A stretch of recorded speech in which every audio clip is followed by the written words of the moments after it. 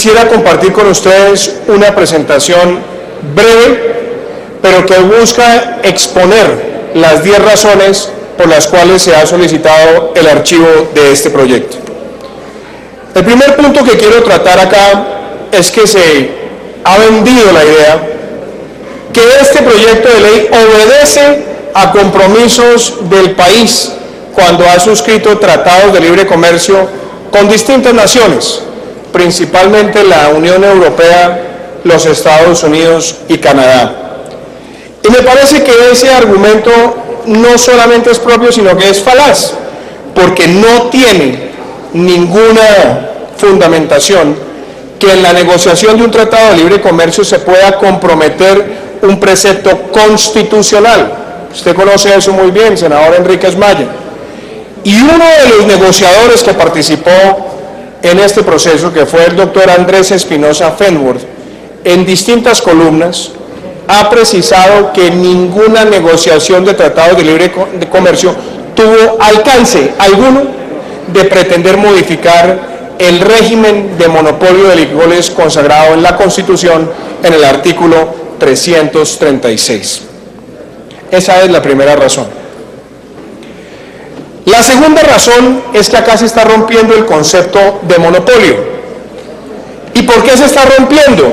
Porque en el espíritu de la deliberación que tuvo la Asamblea Nacional Constituyente, cuando se habló del artículo 336 y del monopolio, el monopolio no era solamente un arbitrio rentístico, porque el monopolio es por definición una excepción al régimen de libre mercado y en este caso procede por otras razones fundamentales.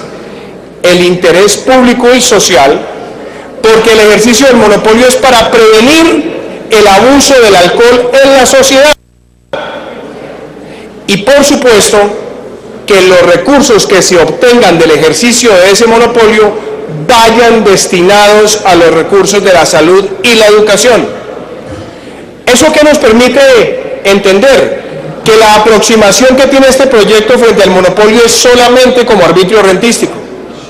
Y resulta que la facultad monopolística la tiene el Estado para prevenir las externalidades negativas del alcohol en la sociedad, razón por la cual el monopolio debe entenderse como un trípode de producción, comercialización y distribución. Y claramente, con el proyecto de ley se está empezando a hacer esa ruptura. ¿Por qué vía? Por la vía de mayor apertura hacia los contratos. ¿Por qué vía? Por la vía de limitar el ejercicio al arbitrio rentístico. La tercera razón, que no es menor, obedece a que se están creando más condiciones en la sociedad colombiana para la promoción del consumo de licor. Y aquí viene un fundamento muy interesante de carácter técnico, porque la Organización Mundial de la Salud y la Organización Panamericana de la Salud han especificado que uno de los mayores detonantes de consumo proviene de mayor mercadeo y publicidad frente a las bebidas alcohólicas.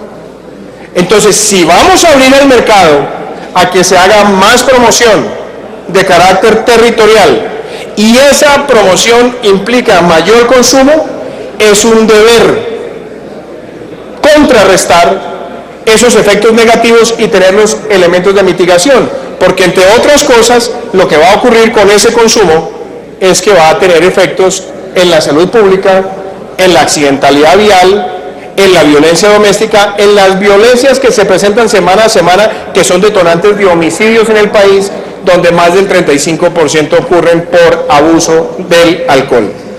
Inclusive me parece importante que vean esta tabla. Nosotros no somos un país de elevado consumo. El consumo en Colombia al año de licor es de aproximadamente 6.2 litros per cápita. Muy lejos de Chile, lejos de Perú, inferior a México.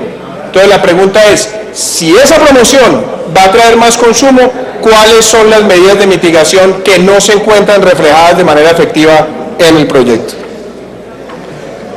La cuarta razón que quiero compartir es que se está desmontando un principio fundamental en la legislación colombiana y es el uso de los grados de alcohol para marginalizar el mercado. ¿Cómo funciona en Colombia? En Colombia hay dos maneras de limitarlo. Consumos de licores de menos de 35 grados, que tienen una tarifa que me permito leérselas, que es de 306 pesos. Y de más de 35 es de 502 pesos por grado de alcohol. ¿Por qué esto es importante? Porque está diferenciando los licores en donde los de mayor grado tienen mayor afectación a la salud y obviamente los de menor grado de manera contraria. Ahora se está emparejando. Y lo sorprendente es que se está emparejando cuando la región está moviéndose en una dirección totalmente contraria. Y les quiero citar unos casos. Costa Rica. Costa Rica está en este momento en la deliberación de una nueva ley de licores que está a punto de ser aprobada, donde está diferenciando por grado de alcohol los productos. Porque obviamente lo que se entiende es que la mayor concentración de grados de alcohol es la que produce más afectación en la salud. También lo está haciendo en este momento Chile. Y miren, por ejemplo, lo que está en la pantalla. Chile ha diferenciado de 0 a 9, de 10 a 19, de 20 a 29 y de más de 30 grados de alcohol. Eso defiende el principio de salud pública de si se va a consumir licor, tratemos de dar más incentivos a que el consumo de menor grado tenga más cabida en la sociedad. Pero sorprende que en Colombia ahora lo estamos haciendo totalmente distinto. Ahora, la quinta razón es que le estamos dando más incentivos a la adulteración y al contrabando de licor. ¿Por qué ocurre eso? Por una razón muy elemental. Cuando se aumenta la tributación sobre el licor y hay un mercado ilícito, el mercado ilícito se tiende a expandir. Y quiero que lo vean aquí en la pantalla. La primera columna es Colombia. En Colombia el consumo de licor adulterado es el 46% del consumo. Y el licor de contrabando es el 37%. Si lo miramos con los demás países, casi que el licor adulterado y de contrabando representa el 70% del mercado en los países de referencia que están viendo. Entonces uno se pregunta, ¿qué han dicho los centros de pensamiento acreditados en Colombia? Fedesarrollo, por ejemplo, ha sido muy claro que si se aumenta la tributación en la manera como se está proponiendo o se aumenta la tributación de manera grave sobre esos licores, lo que va a generar es, por un lado, más consumo de ese licor ilegal y por otro lado, va a generar ese consumo una afectación en los ingresos de los departamentos. La sexta razón por la cual se propone el archivo es porque la metodología tributaria que ha sido presentada por el gobierno no responde a los fundamentos de la Constitución, que habla de equidad, eficiencia y progresividad. Senador García Zucardi, ¿por qué no es equitativo? No es equitativo porque la tasa efectiva de tributación que van a tener los licores nacionales va a ser inferior a la que van a tener los importados. Ahora le voy a precisar eso en una gráfica. ¿Por qué no es eficiente? Porque le está poniendo el mismo monto a todos los grados de alcohol sin diferenciar, no solamente en beneficio de la salud, sino también en que el consumo de mayores grados debería tener una mayor taxación. Y no es progresivo, y aquí quiero también precisar esto, porque si fuera progresivo le deberíamos estar introduciendo al país una especie de impuesto al licor de lujo, cuyo costo excede cierto monto. Y eso permitiría que quien se vaya a tomar una botella que represente el 25, el 15, el 16% de un salario mínimo, pague por ese consumo de ese licor de mayor costo. En estas tablas que les quiero mostrar a ustedes, son los aumentos en los valores con la fórmula planteada por el gobierno. Aquí se ve claramente cómo en el aumento del valor final, pues el Producto Nacional termina muchísimo más perjudicado.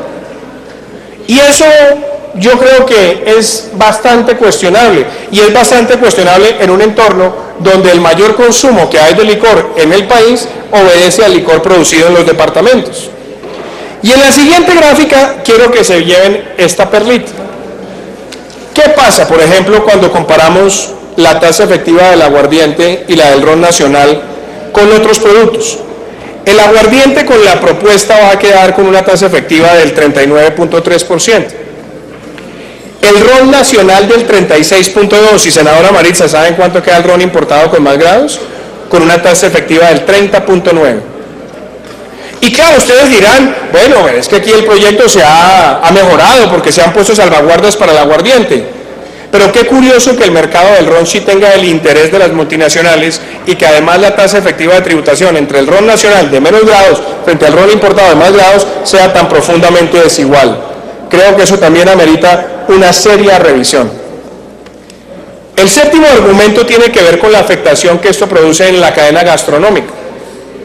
Está más que demostrado que la expansión del mercado gastronómico en un país, el mercado de restaurantes, va asociado también con el desarrollo de un mercado de consumo responsable de licor, y es una fuente alternativa importante de ingresos para los restaurantes. Al hacer más costoso el consumo de licor, obviamente también se está dificultando en cadena al sector de gastronomía. Es más, se han pronunciado frente a este proyecto muchísimos de los grandes empresarios y promotores de esa economía naranja de la gastronomía con bastante preocupación de cómo este proyecto los va a afectar. La octava razón es que esto también va a afectar la venta final. Y ustedes dirán, bueno, pero ¿por qué la va a afectar? Pues muy sencillo, porque como lo ven en esta pantalla, el mercado de licor ilegal en Colombia vale anualmente más de 1.300 millones de dólares.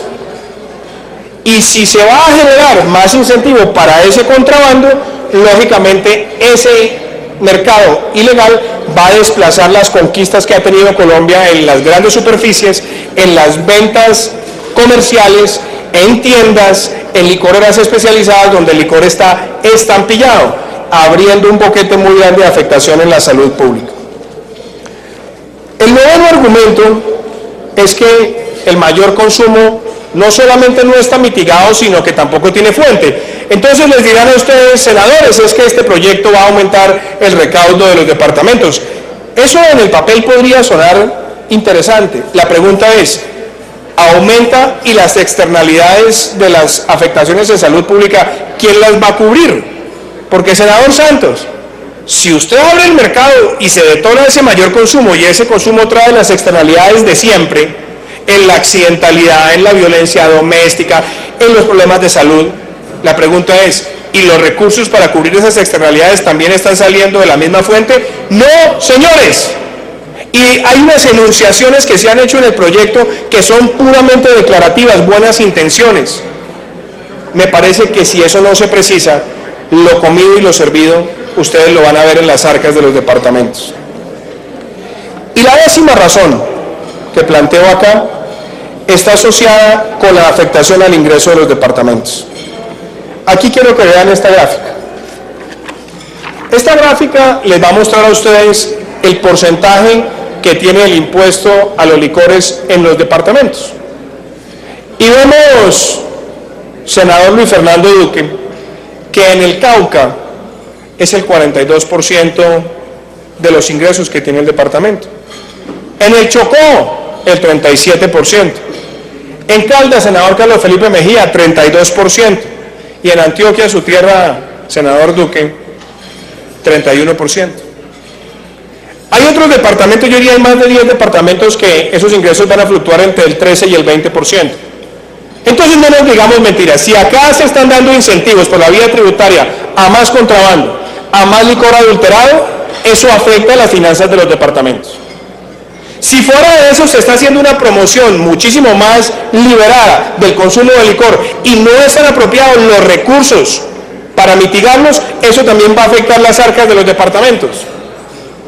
Y por supuesto, en la medida que se vaya afectando la cadena gastronómica, va a tener impactos naturales en las economías locales, donde, debo decirlo, el entorno económico de las regiones no es nada menor porque estamos en una situación preocupante. Muchos departamentos van a ver disminuidos sus montos de regalías en los próximos años. Otros departamentos van a verse afectados por el deterioro de los productos mineroenergéticos. Y entonces ahora también queremos jugar a hacer un experimento social con las finanzas derivadas del impuesto a los licores. Yo creo, honorables senadores, que frente a esto hay muchas formas de abordarlo. Pero la más importante, y por eso la proposición que hago es para archivar el proyecto, es porque estamos cambiando un precepto constitucional por la puerta de atrás. Estamos alterando el concepto de monopolio de licores por la puerta de atrás, cuando eso ha debido hacerse de manera transparente en la Constitución. Y segundo, no se está haciendo claridad sobre todos los efectos que va a tener ese peregrinaje, esa venta liberada de licores y los incentivos que le está dando a la ilegalidad. Ustedes ejercerán su voto de manera autónoma, pero quiero decirles, y por eso está sustentado en la ponencia de archivo, que después de una evaluación rigurosa que hemos hecho, las finanzas de los departamentos se van a ver afectadas. Yo sé que ustedes van a escuchar al señor ministro de Hacienda después de haberme escuchado y tomarán la decisión, pero quiero dejarles en alerta que con el manejo de los recursos como está, con los incentivos y los pocos mecanismos de eficacia para controlar tanto el contrabando como el licor adulterado, con la carencia de recursos para la mitigación, acá estamos poniendo en juego las finanzas territoriales y también muchísimos empleos de la industria nacional. Por eso los invito a acompañar esta ponencia de archivo. Muchísimas gracias. Senadora Olga Suárez. Sobre